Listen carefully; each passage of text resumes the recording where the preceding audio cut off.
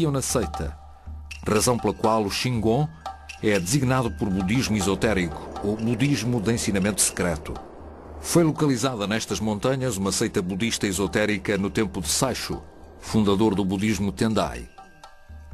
Saisho, um devoto monge japonês do século VIII a IX, proveniente de Nara, tentava escapar à influência da vizinha corte real japonesa quando se mudou para longe, para o Monte Hiei, que domina a moderna cidade de Kyoto. Contudo, em 794, a corte real japonesa mudou-se também para Kyoto e Saisho deixou de estar isolado. Na realidade, Saisho transformou-se numa pessoa importante na corte, sendo-lhe autorizada uma estadia nas instalações centrais de Tiantai, na China, durante 8 meses, para estudar. O monge japonês Honen fundou o que é conhecido por Jodo, ou budismo da Terra Pura. A escola japonesa da Terra Pura adquiriu o seu nome porque os seguidores acreditam na existência de muitas terras de Buda, que foram criadas pelos votos, méritos e virtudes de vários Budas.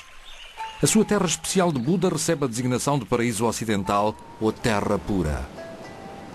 Os esplendores desta Terra Pura, ocasionalmente representados por artistas e visualizados por aqueles que meditam, são incrivelmente grandiosos. Na Terra Pura não existiram mais reencarnações na forma de homem, animal, deus ou demónio. Através dos evos vindouros, poder-se-ão concretizar todas as etapas para entrar no Nirvana, no ambiente da Terra Pura. No século XIII, o monge Nichiren foi o último grande reformador budista. Segundo ele, o Sutra do Lótus não só era a escritura suprema, como assumia igualmente o estatuto de única e verdadeira escritura. Nichiren acreditava ter sido um dos principais discípulos de Gautama Buda numa vida anterior, vendo-se então como o único verdadeiro intérprete da iluminação budista.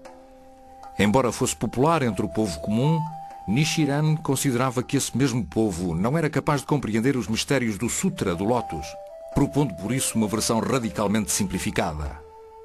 Nichiren previu invasões estrangeiras, vendo as suas profecias cumpridas quando os mongóis atacaram o Japão em 1274.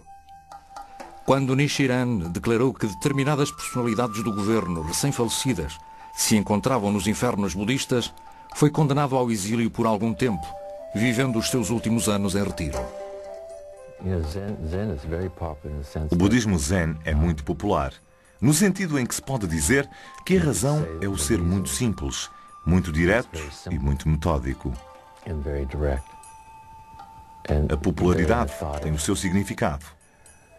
Mas, por outro lado, quando começamos a praticar o budismo, começamos a encontrar-nos a nós próprios. E isso surpreende a maioria das pessoas. É nesse momento que abandonam a religião, quando no fundo devia ser a altura que deviam ficar.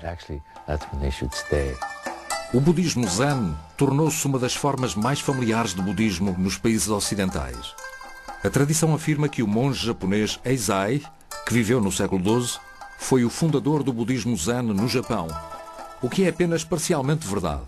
Quando estudava na China, Eizai conheceu alguns professores de budismo Shan e, ao regressar ao Japão, tentou introduzir mais ensinamentos Shan sobre a meditação no budismo Tendai. No entanto, ele foi expulso da seita Tendai para seu mal. De seguida, dirigiu-se a Kamakura, de onde a nova classe militar de regentes controlava o Japão, e aí encontrou simpatia pelas suas ideias. Foi assim que o budismo Zen ficou famoso como a religião dos samurais, o que foi aceito de boa vontade.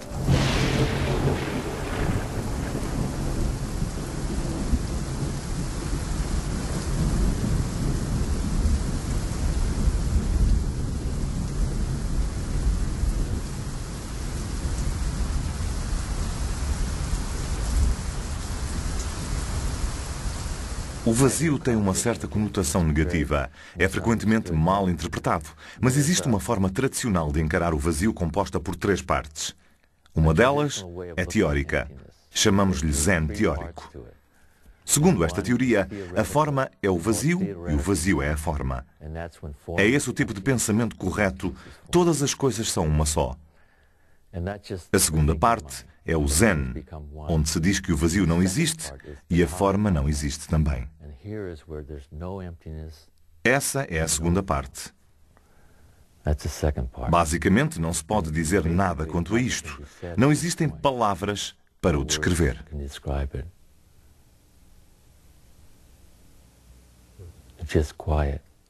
Apenas o silêncio.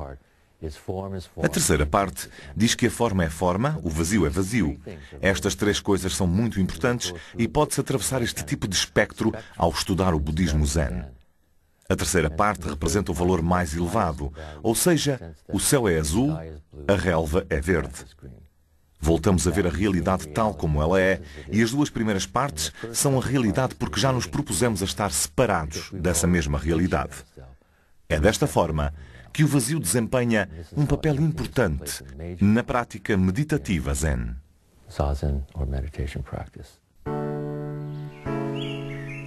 A ênfase filosófica do budismo Zen japonês encontra-se na doutrina de Nagarjuna sobre o vazio.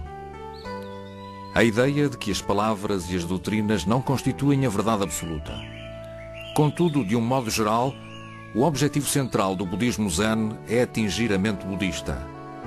O objetivo imediato do Zen é observar a nossa verdadeira natureza enquanto ser humano, ou seja, reconhecer a natureza budista. É então que se alcança a iluminação através da percepção da verdadeira realidade da nossa existência diária, quando corretamente apreendida.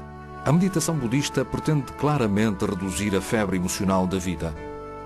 Produz uma vigilância clara e calma que observa as coisas como elas são na realidade, sem as distorções de preocupações, esperanças e medos, amores ou ódios. A meditação liberta aquele que medita das distorções que tão frequentemente determinam o que pensamos, sentimos ou fazemos.